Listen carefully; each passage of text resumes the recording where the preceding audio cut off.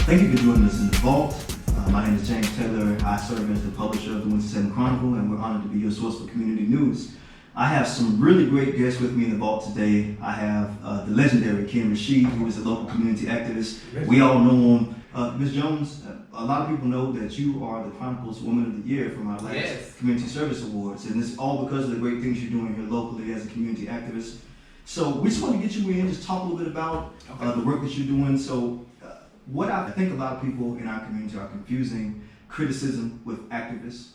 I think there are so many people who are just talking about what other people are doing, what they're not doing. And the role of an activist is to sort of galvanize people around an issue and get out and solve problems and help to move our community forward. So the two of you are activists indeed, and not in word, but certainly in deed. Thank you for your activism. So tell me a little bit about your activism work. Why is it important to be an activist in the city of Winston-Salem? I think it's important to be an activist in the city because there's so many people in the city that can't speak for themselves, especially small children. Right. The thing that inspired me when I was young, and I was a student at Winston-Salem State, and for some reason we went in a friend of mine, we were together doing like young folk do, and for some reason we went in the gymnasium that night.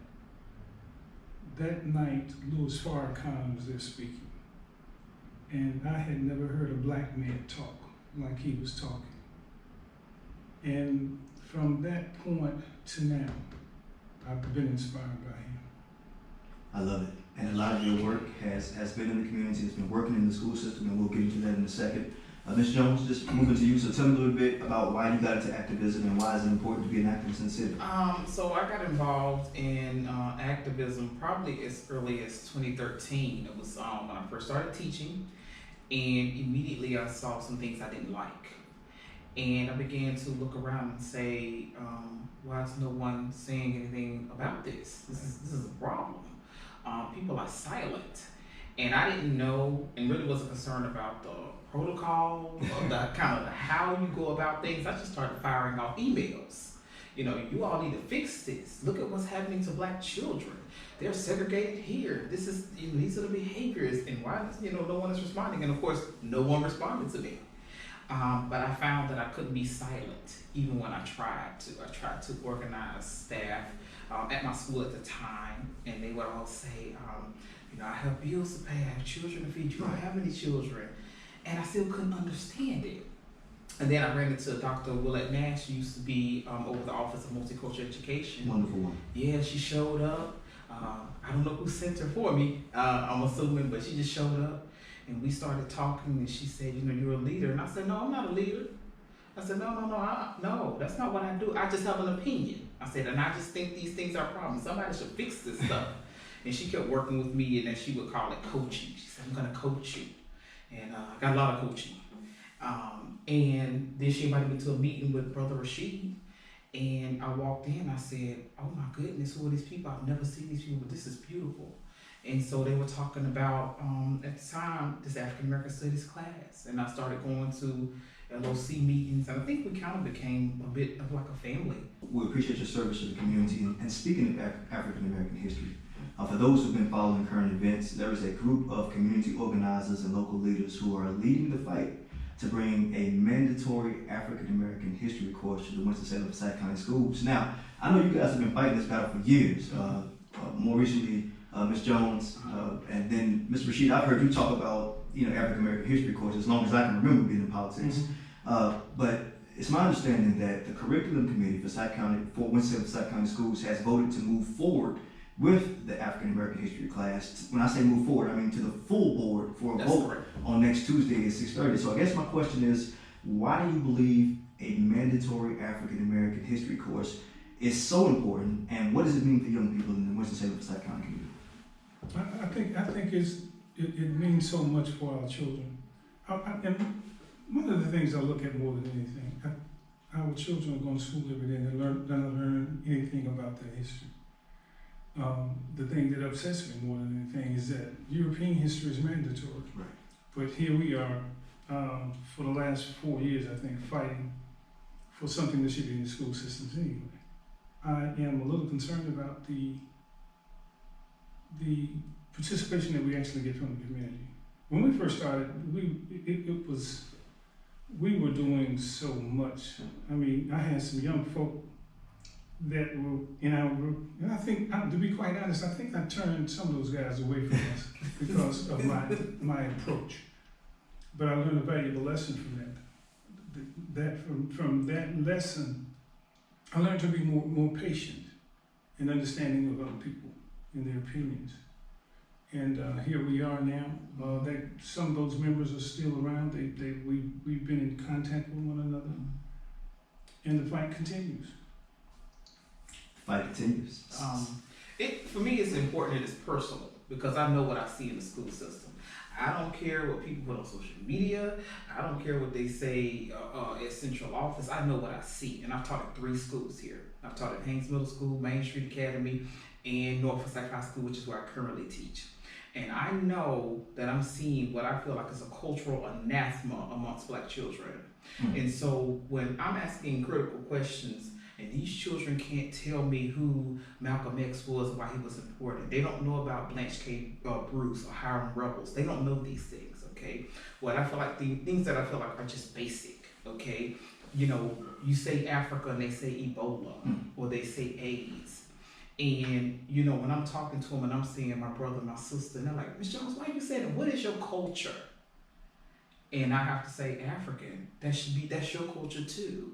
Well, they tell me that African American history in the schools is not a relatively new concept, because I heard that it's being offered as an elective in a few schools, like Parkland and Winston-Salem Prep. But here's what I'm hearing that's problematic about it. I heard that numbers aren't where they want them to be because the courses they offer are electives, and electives are being offered as a half credit. Right. And it's hard to pair another half credit class with another half credit course, and so the numbers are down. So I guess my question to the two of you is, it's my understanding that the new superintendent, Dr. Harrison, gave a sort of a piece of compromise legislation, and I think she said that, you know, if we didn't have a mandatory African American history course, she'd be open to offering a full credit for the history course. So are you open to this compromise, or are you just completely unequivocally saying, I need a mandatory African American history course? Are you open to compromise?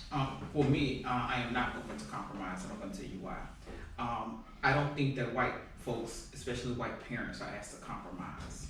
We didn't ask for recommendations, and although I have all the respect in the world for Dr. Harrison, she's relatively new to this fight. She is. And when I look she seems fairly supportive.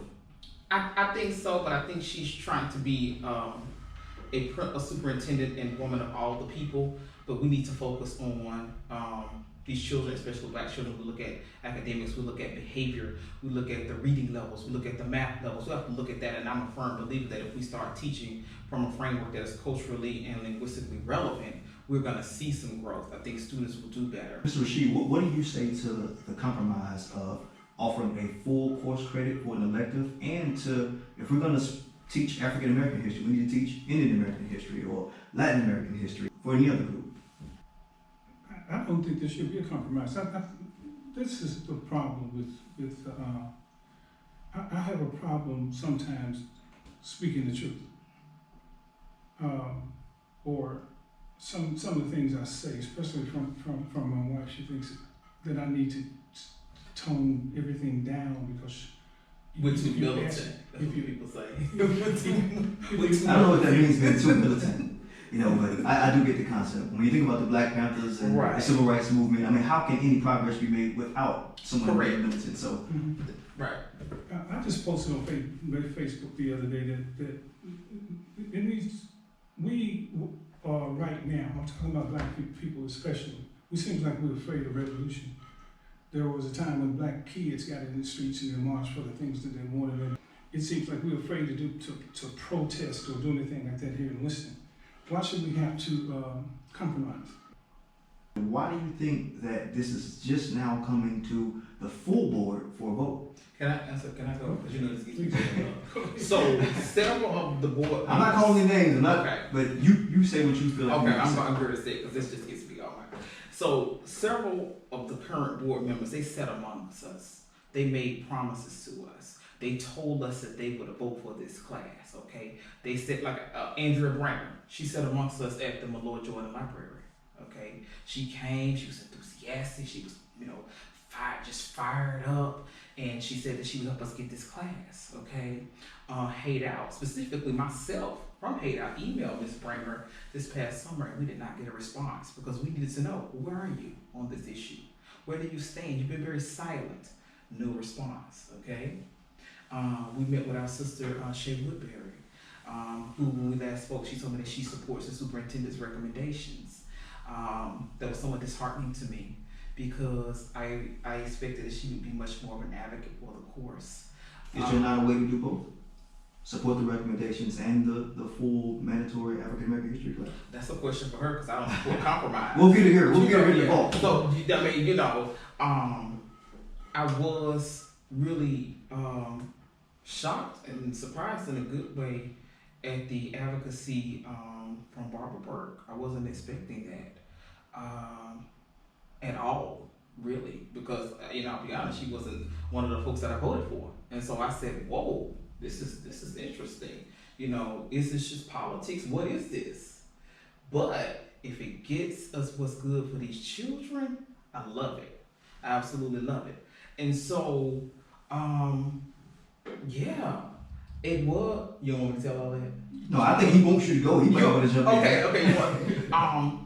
And if I go back at least 2-3 years ago, we went out to Unitarian Universalists and we met with Miss Monsinger, and she was kind of sketchy. She didn't really commit to too much at the time. I don't remember exactly what she said specifically, but I thought it was interesting because the meeting felt very clandestine. Like, what, is this a hidden thing? Like, what's going on? And so now, not at this last curriculum committee meeting, but when she, to me, began to kind of take over the conversation at the one prior to this last one, talking about multiculturalism, I thought, oh, this is interesting. Because has this been your stance all along? Like, have you always said multicultural, what have you? Because we would have told her no back then at Unitarian Universalists. So now it's multicultural all of a sudden. So yeah, some of them, they sat with us. I think the person that had the most conversation with Miss Burke was Brother Ken. And so I think from there, he found that to be quite fruitful.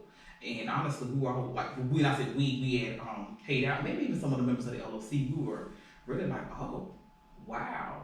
Because I continue to get phone calls from some of these folks, as well as some other elected officials, just giving me constant feedback about their support. And so now that I feel like the heat is starting to turn up, it's real interesting to me what I'm hearing now. Well, we mentioned a similar phrase. I might not get this exactly right, but we said something along the lines earlier of the fight continues. But I've learned that when there's an issue that's important to me and to my community and to you and your community and our community, everybody's not going to be on board at first. But it's our opportunity and it's imperative for us to just keep moving forward. And you'll be surprised the type of people that come out and jump on the train, because the right thing to do is the right thing to do. And it takes good people who are leaders such as yourself to be courageous. So I'll ask one final question. What do you want to leave us with about the state of education in the Winston-Salem Forsyth County school system, or the fight to continue the mandatory African American history course here in Winston-Salem Forsyth County? What I want to leave the people with is I want them to show up next Tuesday anticipating a vote. But not only do I want them to do that, I want them to show up, start volunteering at schools, get in there, find out what's going on. Become super active in the lives of your children, your neighborhood children, your cousins, your friends' children, because children who have advocates and people who want something for them, it's very hard for those children to get railroaded. But we got to start making noise. We got to make noise all the time. And we have to make a loud noise, because it's very easy for Brother Ken and I to get discouraged, because we get a lot of attacks. Y'all crazy. Y'all need to let it go. Y'all need to leave it alone. You have a job. We hear that all the time. So when we see the people, we feel encouraged. But your passion for education comes across extremely clear. We thank you for the work that you've done, the work that you will do. We're going to be praying for your courage and your strength. I think you've exhibited that over the last few years. And we appreciate everybody tuning into The Vault, and we're honored that you would consider us. And we thank you for your support of advancing our history, our heritage, our culture. Mr. Ken Rasheed, Ms. Miranda Jones, thank you for your service to our community. Thank you for having us.